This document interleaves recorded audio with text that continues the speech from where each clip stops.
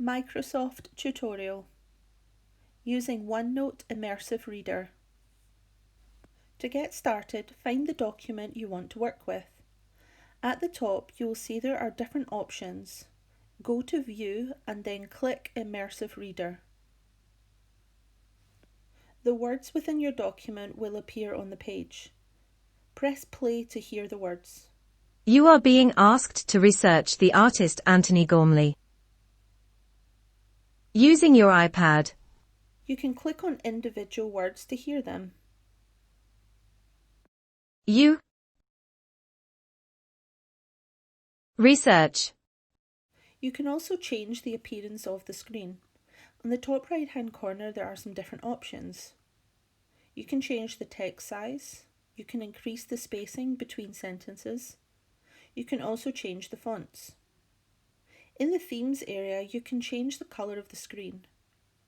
If your original file had bold letters or underlining, you can click the Show Source Formatting button. This will keep those within the document. If you don't need it, just turn it off. Over in the next section, you will see there's a button for syllables.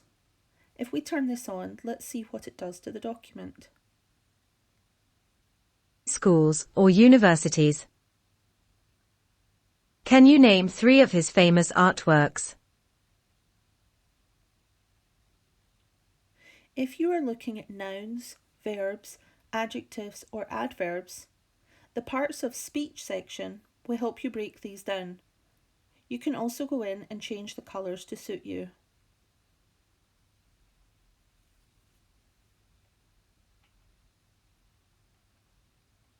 In the last section, we have something called line focus. If we turn this on, we can see what happens.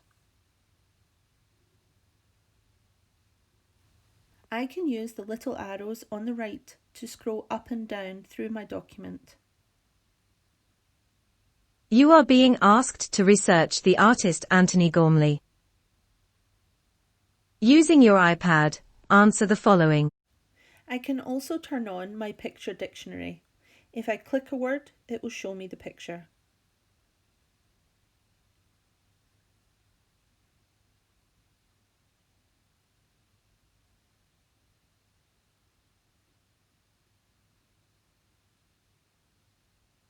Immersive Reader also has a translate section.